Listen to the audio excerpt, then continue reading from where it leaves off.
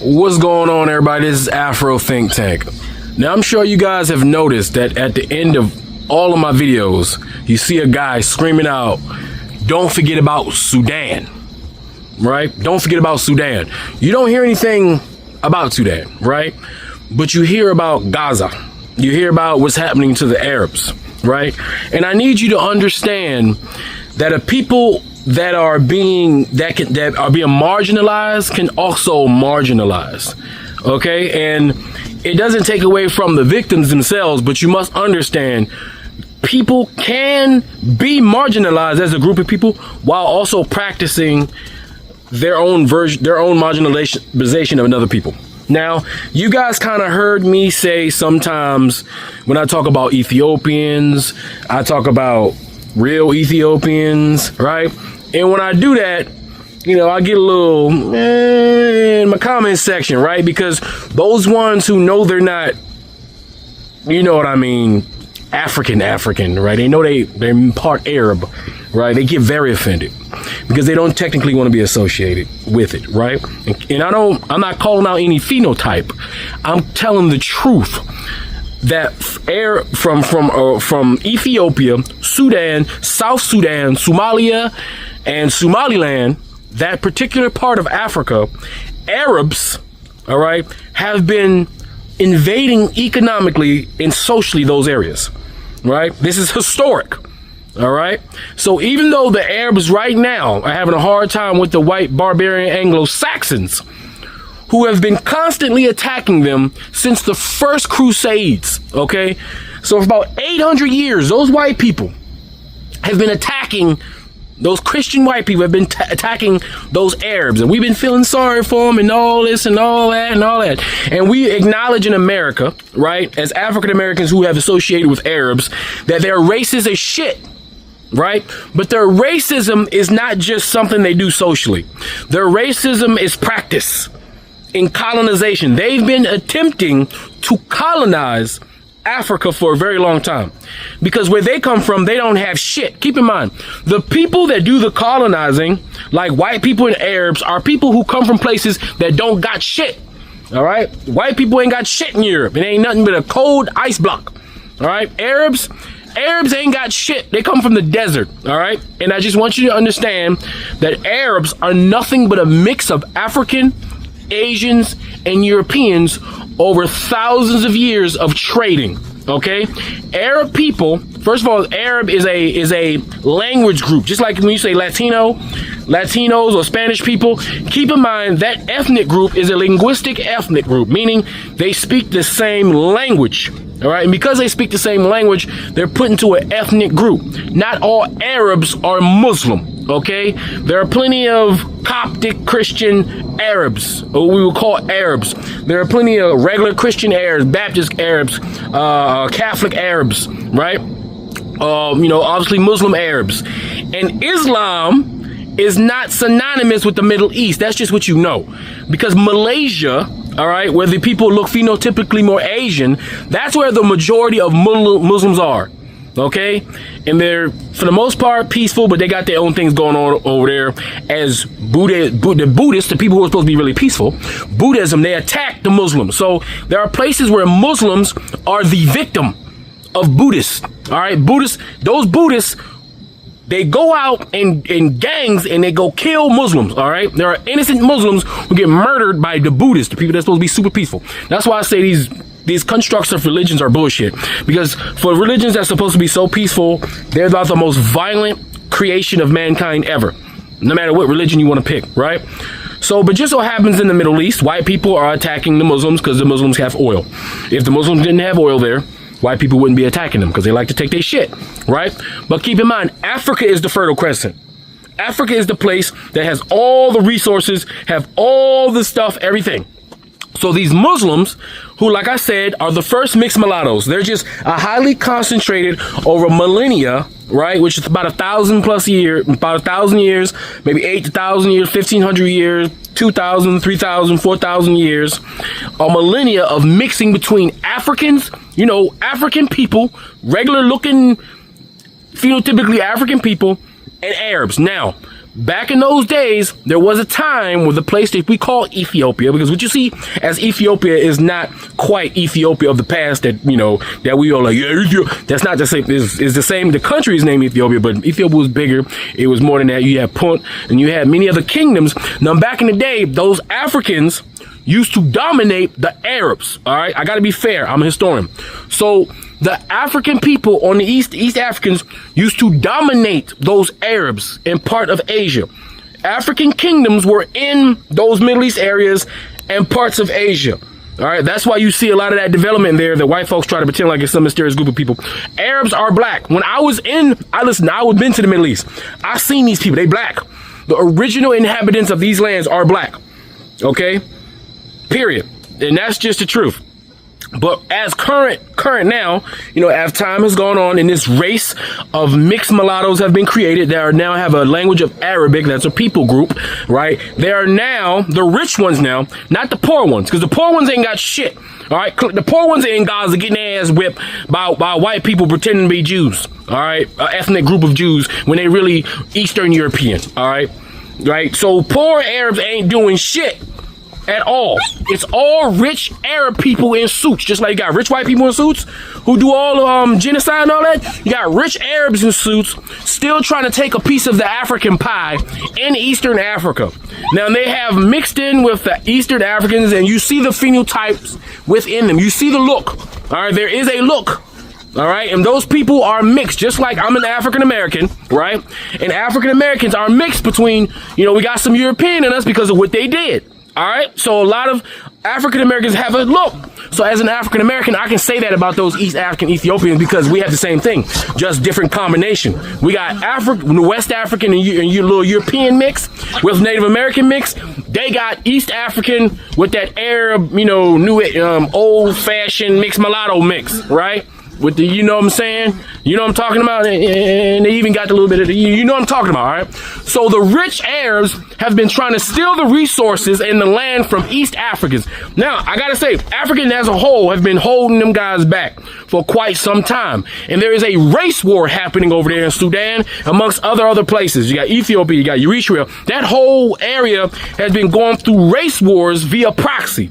Now, those places y'all black African Americans like to go to, like Dubai, in Saudi Arabia, and all them goddamn places, they get their money by stealing from East Africa. That's why I say fuck Dubai, fuck the UAE, fuck all those Arab desert countries, and I don't give a fuck if those barbarian, savage, Anglo-Saxon savages fuck up the rest of the Middle East, because the enemy of my enemy is my enemy. You understand? So they are the enemy. So right now, I'm gonna put some information so I can show you what the rich Arabs in suits are doing to our African brothers and sisters in East Africa. Keep in mind, it's the rich ones, all right? The rich ones are the ones that can afford to go to Michigan and take over the state and scaring the white folks, all right? The rich Arabs are the ones buying up the liquor stores and buying up the gas stations and doing all that shit. Rich Arabs, not the poor Arabs, just the rich Arabs in suits. You got me? Now, we got rich Africans in suits doing fucked up shit in the Congo, too. So everybody got their own shit going on. That's the Congo. Rich Africans in suits working with them goddamn rich white barbarian savages in suits, and they're taking advantage of the Africans in the Congo. But in the Sudan, is them rich Arabs in suits that's attacking constantly through a genocide that nobody wants to talk about, because your favorite Arab country you like to go and take Instagram pictures with, who built their whole goddamn country off the backs of Filipino and Southeast Asian and African slaves, currently right now running those goddamn countries, which I can't wait till the oil disappear so those fucking deserts can disappear. Piece of shit. I fucking hate those motherfuckers. Anyway, I'm going to put some information about Sudan so you can know what's going on, so we can put the same pressure on them Arabs with suits that we put on them fake Jews with suits, them white folks in suits. All right? Anyway, that's all I got to say is Afro Think Tank. Learn some, teach some. I'm out.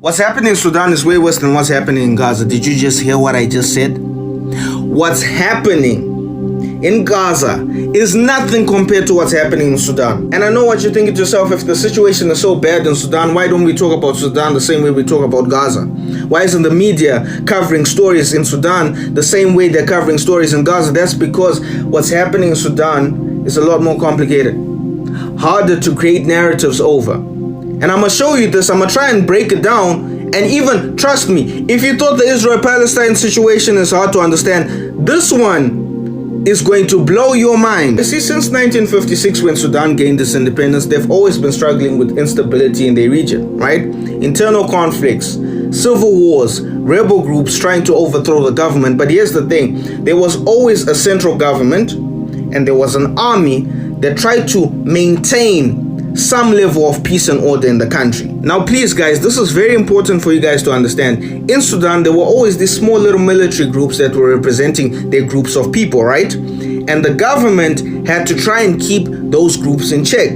because those groups are obviously attempting to try and overthrow the government. Now remember, these military groups or these rebel groups don't play by the rules. They play dirty because they don't care about human rights. And the government was struggling to keep these guys in check because they have to play by the rules. They are recognized by the international community, so they have to abide by human rights, they have to abide by international law. So they were struggling to keep these guys in check. So they came up with an idea. Why not take one of the most strongest of the military groups and then fund them to keep the other smaller military groups in check? So that's what they did. The group that they chose to fund and use was called the Janjaweed Group, but obviously they had to rename it and call it the Rapid Support Forces. So they created a unit called the Rapid Support Forces, and then they absorbed the Janjaweed Group and said, listen, we want you guys to operate under this name to try and keep all those other military groups in check. Now for some time it worked, but then eventually the Rapid Support Forces were like, listen, why do we need to take orders from the government? Why don't we take all the resources, find people we can trade with, and then we become the ruling government? And ladies and gentlemen, that is exactly what they did. The RSF managed to capture and control most of the resources in the region, and now they are on a mission to annihilate the Sudanese government and everyone that supports them. Now this is where we need to start talking about the basic makeup of the population of Sudan. You've got Arabic people that are basically a minority. Then you've got black people that are the majority in Sudan. Now you see, not all Arabic people support the RSF, but the majority, if not all, the black people in Sudan support the Sudanese government, because they know that if the Sudanese government does anything to harm them, the international community will look down on them. They will issue out sanctions. That is why the Sudanese people that are black support the government and not the RSF. Now this is where you guys are going to need to understand this. Not all Arabic people support the RSF, but majority of the black people support the Sudanese government. If not all black people support the Sudanese government. Now let's go back to what I said.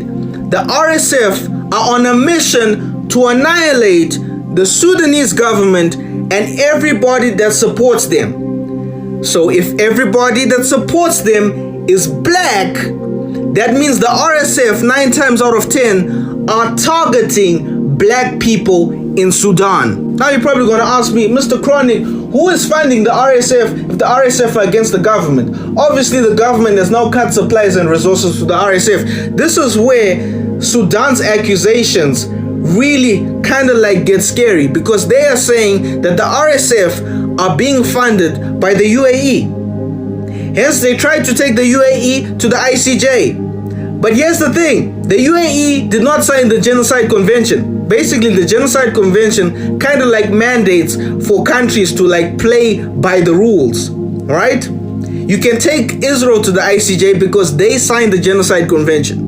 For whatever reason, they didn't sign the Genocide Convention, so now they took the case to the ICJ. The ICJ simply said, listen, the UAE didn't sign the Genocide Convention. We can't do anything. We're not saying that they haven't done anything wrong. We're saying that we cannot prosecute them because they didn't sign the Genocide Convention. And there are other players that are involved, but as it stands, I don't want to speculate. All I know is that's what happened. The Sudan government tried taking UAE to the ICJ, and it failed because the UAE did not sign the Genocide Convention. That's why the situation in Sudan is so horrible. It's different from the situation in Gaza, where we definitely know that, listen, the people of Gaza, the people of Palestine, they can understand that, listen, Israel can be held accountable. They know exactly the person that they're trying to hold accountable, and there are systems and controls that are in place to make sure that, listen, there's still some hope that Israel might be held accountable. But in the case of Sudan, they've got no one. Nothing. That is why so many Sudanese people are leaving the country. So many Sudanese people are being murdered. Over 40,000 people have lost their lives in Sudan. Majority being black people. I hate to make it about race. I hate making things about race, but when we're dealing with genocides and things of the like, we have to come to it. That's the situation that's happening in Sudan. I hope if you managed to make it so far to this video, shout out to you. I had to explain it so that you guys understand what's going down in Sudan. So maybe we can try and talk about it. After Gaza, the world's second worst hunger crisis is here in South Sudan. And here's how it's playing out in this refugee camp. Families are lining up for dry food from the World Food Programme. Some people have just arrived, fleeing the war in Sudan, and others have been here since South Sudan's own civil war nearly 10 years ago. South Sudan is the world's youngest country, but it ranks last on the Human Development Index. Despite its oil wealth, years of conflict mean around 9 million people still rely on aid to survive. Families I've spoken to here today told me what they're getting is just not enough, and that's the same story across the country. At the hospital here in Maban, nurses told me they're having to improvise treatments or cut back care for malnourished children and new mothers because medicine haven't arrived in months due to funding cuts. Like in other clinics I visited in the south of the country, nursing staff has also been halved. I work because to save the life of the people. We have been staying for 6 months without salary. So if I work without money, it is not good. My children at home, they are very hungry. Malnutrition rates have soared. 7.7 million people are hungry and over 80,000 are already living in famine-like conditions. Aid workers warn that diseases that come with this rainy season are likely to make the hunger situation much worse. Aid workers say US cuts have taken away what they see as the backbone of the country's health system. With global aid cuts, what we're seeing is we just can't meet all of the needs. And we saw that where there used to be 22 nutrition centers, there are now 15. Many local NGO workers in South Sudan I've met that do still have a job are now supporting up to 30 relatives on a reduced paycheck. This country also hosts more than 1.2 million refugees from Sudan, one of the largest refugee populations in the world, yet it has so little to give itself. Local leaders I've spoken to have also raised concern that fresh fighting could push the country back into another civil war. The siege on El Fashir city is getting much worse. El Fashir is a city located in Sudan, and right now they are undergoing a complete isolation from the world, a total blackout. You will not be able to see anything from El Fashir right now because they are under a siege by the RSF, Rapid Support Force, a terrorist group that is being funded by the United Arab Emirates so that they can mine gold and send it or smuggle it from Sudan into UAE. Their priority is to ethnically cleanse non-Arab Sudanese people in Sudan and also take over Sudan itself and govern it. And to do this, they would have to ethnically cleanse non-Arab Sudanese people, which is what they are conducting right now in the city of El Fashir. And there are about 250,000 people that are facing this annihilation from El Fashir right now, or from the RSF right now. El Fashir is now surrounded by a wall created by these terrorists, and there is about 3 to 4 kilometers left until they have completely made up this wall around the city and completely isolated the 250,000 people in El Fashir. But that's not the only thing they did. Now you might be wondering, if this is so terrible, then why is it that we haven't heard anything about what is happening inside the city?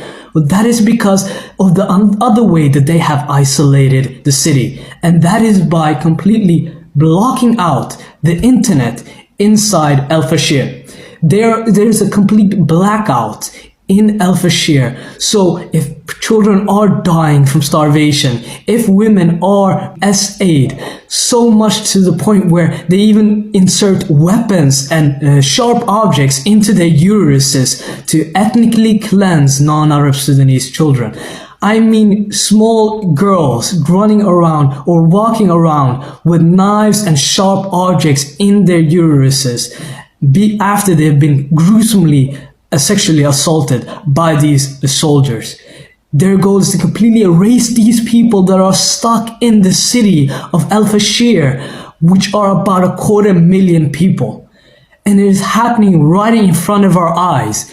It is a complete and utter genocide happening. If they don't get any aid through, they will eventually succumb to starvation as well. They've already reached the final stages of famine, and now they are eating leaves off of trees and even animal feed to survive. That's how incredibly lethal and deadly their situation is right now. Imagine this right now with me, that 250,000 people, let's say in your city, completely isolated, your family, your friends, and there's nothing to do but to be picked off one by one by a terrorist organization being funded by the UAE. And not only that, your daughters and your children also have to deal with other assaults that is being conducted by them continuously on a daily basis. Please, please, please, even if you don't see it on your phone, that doesn't mean it's not happening. It's happening on a regular basis, on a minute-to-minute basis to the women, children, and men of Al Fashir. And they have nowhere to go. They have nowhere to run. They are encircled and being picked off, with the RSF able to do whatever they like to them. This is what is happening to 250,000 people in a city in Al Fashir. Please help me spread this message. The forgotten crises, the conflict in Sudan. Why is no one talking about this? In fact, just to find some basic information, you have to dig several layers. The genocide, famine, 150,000 people killed, 12 million displaced, and 25 million people affected. The conflict in Sudan. Let's talk about it. So the war in Sudan began in April 2023 between the National Army and Rapid Support Force, RSF, which has spiraled into one of the world's worst humanitarian crises ever. Beyond famine and displacement, allegations of ethnic cleansing and genocide have become central to the conflict. The RSF, rooted in the Janjaweed militia, notorious for its atrocities in Darfur, has been accused of targeting non-Arab communities, particularly the Masalit people. The Human Rights Watch documented campaigns of ethnic cleansing in El Geneina, where thousands have been killed and survivors driven from their home. Testimonies describe systematic killings, rapes, and attack on civilians with the apparent goal of permanently altering Darfur's ethnic balance. UN investigation confirmed both army and the RSF committed war crimes. In contrast, the United Nations concluded in January 2025 that the RSF and the allied militia had indeed committed genocide. The RSF has denied committing genocide and dismissed the violence as just tribal conflict, while the Sudanese government has accused foreign actors, particularly UAE, of funding and arming the RSF. Despite the international sanctions and call for accountability, global diplomatic and humanitarian response have been limited, which has led to observers calling this conflict in Sudan a forgotten crisis. Do share this and create awareness, because what is happening there is absolutely beyond imaginable. Hi. Remember last year when I came on and told you this? If you've been following what's happening in Sudan, you may have heard of the term proxy war. And then earlier this year, I came on and told you this. The investigation interviews one of these mercenaries from a bakery in Bogota while he sips on hot chocolate. And he tells them about some 380 Colombian mercenaries, all ex-military, who have been sent to fight in Sudan since late 2024. Well, I'm back with another update. On October 1st, SAF released a statement saying that they had neutralized a number of Colombian mercenaries during battles in El Fashir. And that along with those neutralized Colombian mercenaries were Ukrainian fighters who also perished. I'm reading this from an article published on Sudan's Post, and it says the statement described some of the foreigners as drone and air defense specialists, while others were snipers preparing to position themselves inside the city. Sudan's Post say they could not independently verify whether there were Colombian and Ukrainian mercenaries among those killed in those battles in El Fashir on October 1st. So maybe put a pin in the Ukrainian thing. But the Colombian president acknowledged the presence of Colombian fighters in Sudan, and their foreign minister formally apologized for the participation of Colombian citizens in this war and promised to look into tightening measures to prevent further recruitment. Well, who's doing the recruiting, Sarah? If you watch this video, I get into it a little bit. But of course, there's also Yusra al-Baghir's Sky News report out of North Darfur, in which she interviews an RSF intelligence officer who tells her this. In the beginning, it was the Russians, Wagner, and the state. Now, they say it is the UAE supporting the RSF. Many of the planes landing at Nayala are said to bring weapons from the UAE, and partially through the Amjarus airport in Chad. Other recent reports claim that not only are Colombian ex-military, ex-paramilitary fighters being recruited to fight alongside the RSF, but Colombian teens are also among those being recruited. Children, which really is not surprising considering the amount of reports that have come out over the last 900 days about the presence of child soldiers in this war. Why do you think that the UAE supports the RSF? What's the mutual interest?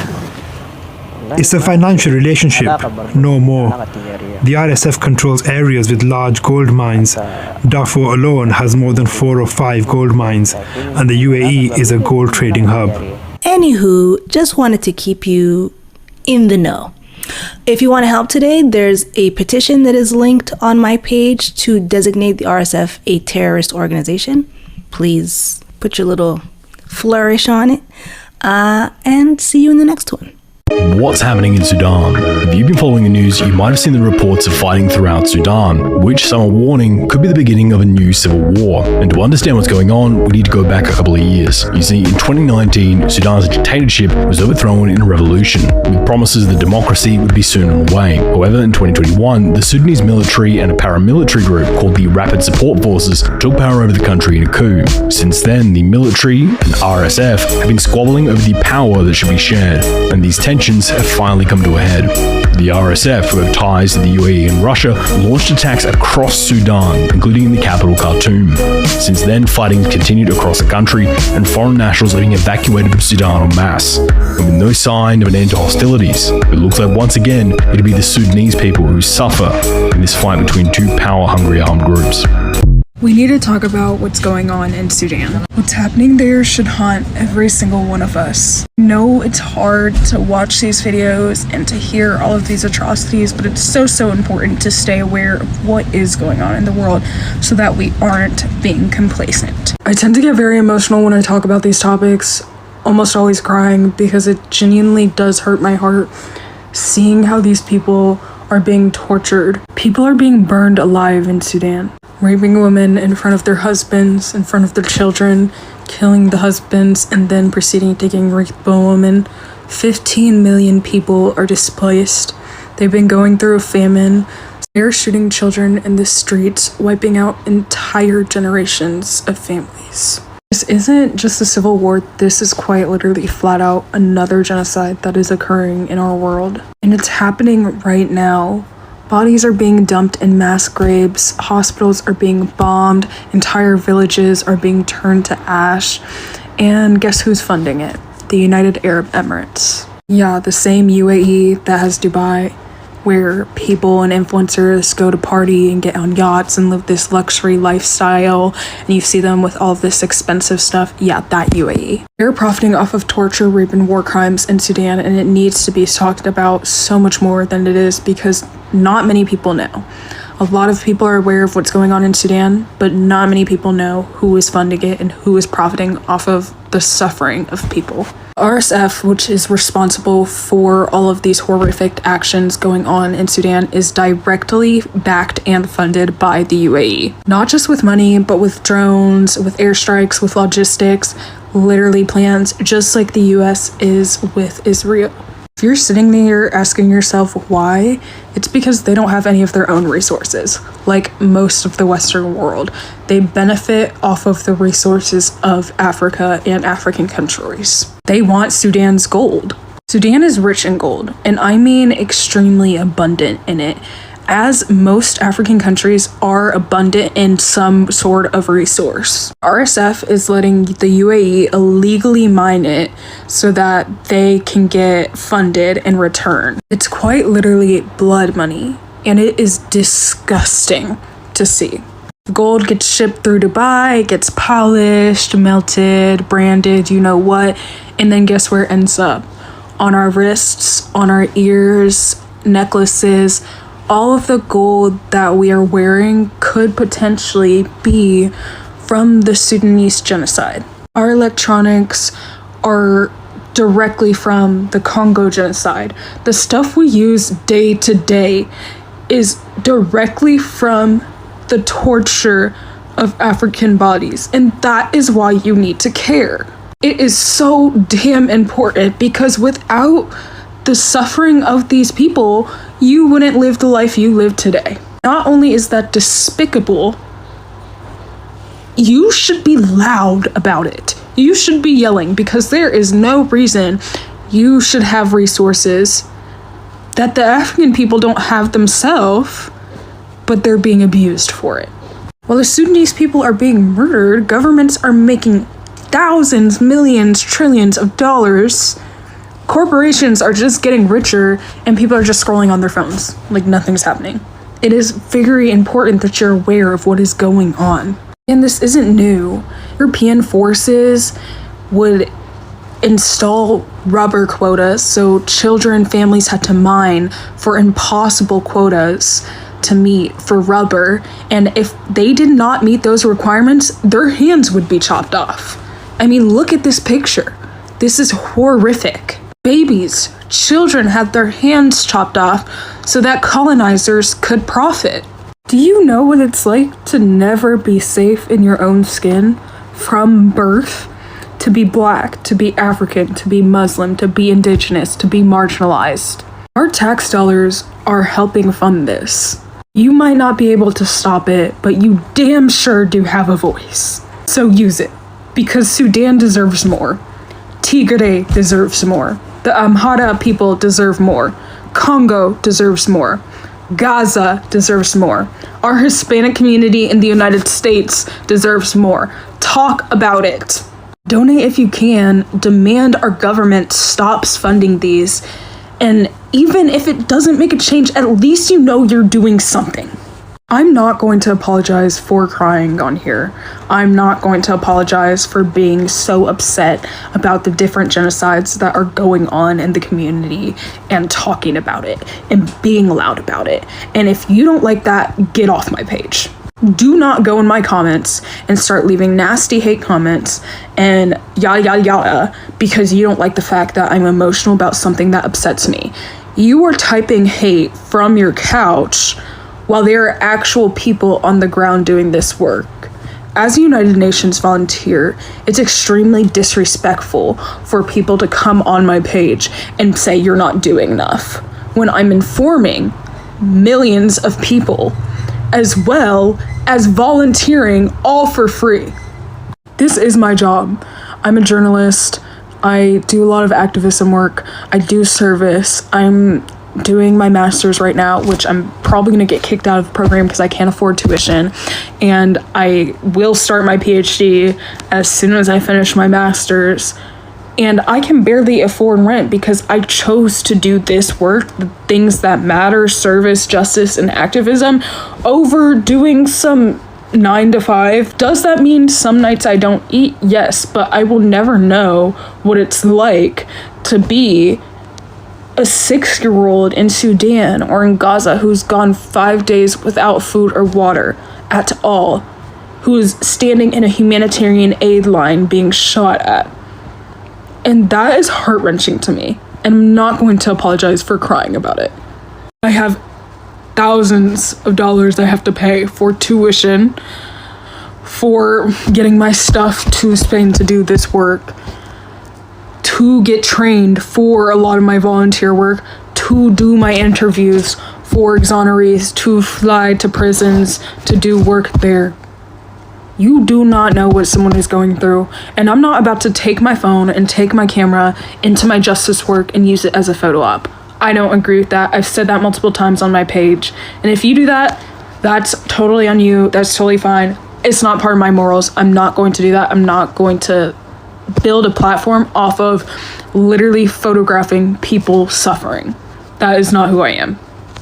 So it turns out the conflict that you don't know anything about in Sudan might bring you into World War III, and it's all because of this guy, Omar al-Bashir. See, Omar had a problem. He loved power. Look at him. He's sitting on a throne. You know it's about to get wicked. And it all starts when he kicks out Sudan's prime minister. Listen closely. In most countries, there's a balance of power. Senators, politicians, everybody's ruling. He basically made it so he's the only one who rules. And he did this because he was basically the military leader. Other military leaders were like, that looked easy. He's like, no, you can't do that. I'm splitting the military in two. The President Omar said, Abdel, you're going to take the main military. Mohammed, you're going to take a huge other part of it. Abdel said, what's good, Mohammed? How you doing? Mohammed said, Abdel, my dog. The president said, oh, y'all look close. I don't think I like that. They said, what you finna do about it? He said, y'all can't talk to me like that. I'm the president. They said, former president. He said, y'all think you could just come in here and kick people out of power? Prime Minister, tell them they can't do that. They said, sir, you just came in and kicked the prime minister out of power. He said, I did. Y'all got it. See, the former president thought that he could control them by just splitting them in half, but they teamed up and threw him out, with Abdel becoming the president and Mohammed becoming the vice president. But greed and power is a funny thing, isn't it? Because remember, the president and the vice president both still have two big sections of the military. So he looks at the vice president like, you're not finna do that to me, are you? Vice president says, nah. President goes, I don't like how you shut that. He gets a knock on the door. He said, who is it? They said, it's the United States. What you got going on here? He said, nothing. We just chilling. United States said, I don't know. It looks like you a dictator. You know, we don't rock with dictators. Abdel said, cool your jets. We working on that. See, the problem is nobody in the world wants to work with a dictator. You not trading. You not nothing. You got to at least look decent. So to fix that, Abdel starts bringing the prime minister role back slowly. Mohammed starts freaking out. He thinks that Abdel is going to start working with the prime minister and they're going to kick him out. So he like, you're not going to betray me, are you? Abdel's like, no. Mohammed said, I don't believe you. So an all-out war breaks out. A devastating war between two vicious men that will do anything to win. A war that's displaced more people than any conflict on earth and where war crimes are just an everyday occurrence. But here's where it starts to get wicked. See, Sudan ain't just no normal country.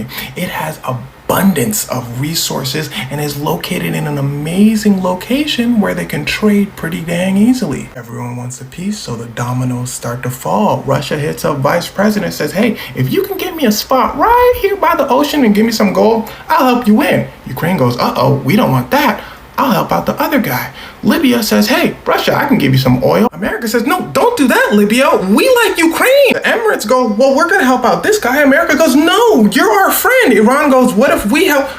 It becomes a mess. So America's best course of action at this point is they want the conflict to stop so nobody gets anything. But America is busy with all its other conflicts going on, so they can't just hop in. But the most important part is the people of Sudan. The people who've been displaced more than any other conflict on earth today. The people who have to deal with two tyrants and a world who cares nothing for them, so they're tearing their cities to the ground. The people of South Sudan whose economy is collapsing because they can't get through Sudan to trade.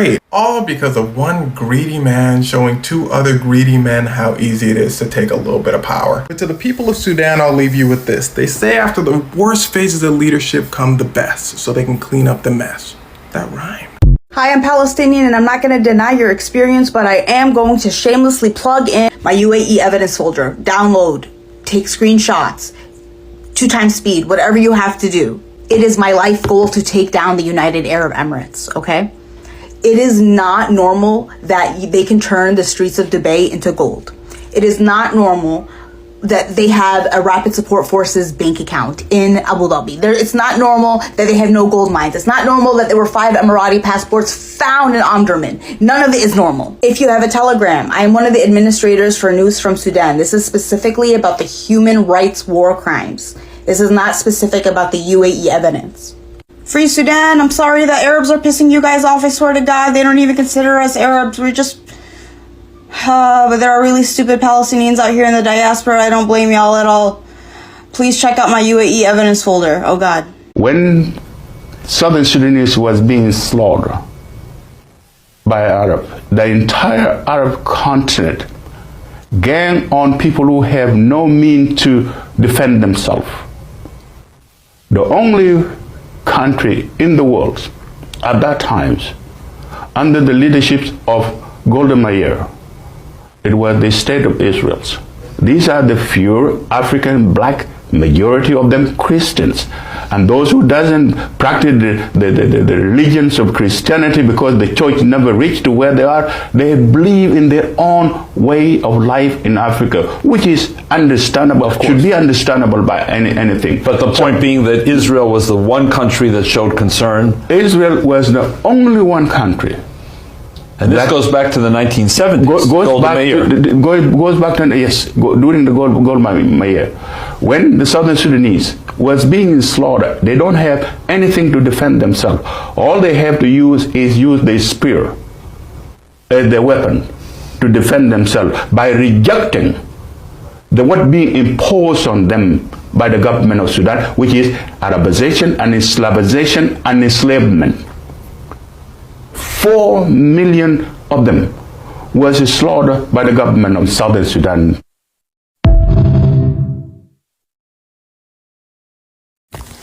You know, I spoke about Gaza yesterday, but I will be remiss. I will be remiss, and I'm not letting you Arab countries off the hook, because you know the funny thing is countries like the UAE and Dubai, you guys are right now complicit in the genocide yourselves in Sudan. You are funding the RSF, who is responsible for the drone attacks, the 15 million people who have been displaced, the raping of women, the burning of bodies alive, mass graves. You guys in UAE are funding this. You are funding this because you all want. One thing people have to understand about the Middle East is the Middle East, yes, they may be rich in gold, in oil. I'm sorry. But they have raped and pillaged the continent of Africa for centuries for their resources. And I'm not letting them off the hook. I will not let you guys off the hook. And y'all sit around and look at these parties and all the riches that they have in these countries. Well, they're stolen. The UAE, this is why they're in the bed with the United States. Because they just like them. They do not represent Islam, okay? They do not represent Islam. Let me say that again. And for those of my fellow Muslims on here, if y'all don't speak out about it, you're just as bad as them. You're just as bad as them. We do not tolerate and we do not protect people who hide underneath the flag of Islam committing atrocities like they're committing in Sudan right now. They are funding a genocide, the UAE and Dubai. Sudan is rich in gold, and the gold the RSF has been mining the gold and shipping it through Dubai. And Dubai is polishing up the gold, and people go to Dubai and you're wearing the earrings, the bracelets, all of that is from the Sudan. So the UAE, you are complicit in a genocide yourself. And if you support these countries, keep going to these countries and spending your money and vacation in these countries, you guys are literally supporting the murder or the unaliving of people, man. The displacement of people, man. Children, women, babies, man, are suffering because of the luxuries that people want in the world. Y'all gotta, man, stop with we can't keep blaming countries who are committing these atrocities when our dollars continue to fund and pay for them. All we got to do is stop doing that stuff, man. Stop buying it. Stop supporting these countries. So the UAE, you are complicit, man. And anybody who boycott the UAE and Dubai, man. Boycott them. They are the funders and the backers of the RSF militant group in Sudan who have been mining Sudan for their gold, who have been responsible for the genocide that's been going on. 15 million people have been displaced. There's a famine going on in Sudan. Women are being raped in front of their husbands, and their husbands are being unalived in front of them. They're having objects, women having objects, foreign objects stuffed in their private parts, man. This is sick. This is sick, man. This is the stuff we need to be on here talking about. I'm telling you. This is the stuff that's important. That other shit can wait. John Garang Dimabiar in Sudan once asked the Arabs, why do you want to Arabize us? Why do you want to Islamize us? This God who created us, Nuer, Dinka, Zulu, Kosa, Herero, Nama, Ovambo, Ovimbundu, Igbo, Luo, Agekoyo, Dogon, Wolof, Yoruba, Fulani, Fulfude. Was he stupid? If he is all wise, is he not a God of diversity who wants to be celebrated in different and diverse ways? Free Sudan, boycott diamonds and gold. Free Sudan, boycott diamonds and gold. We most definitely cannot forget about the people of Sudan. Thanks for watching Afro Think Tank. Don't forget to like, share, and subscribe. And follow me on Substack and Patreon for more content. Remember, it's Pan-Africanism or nothing.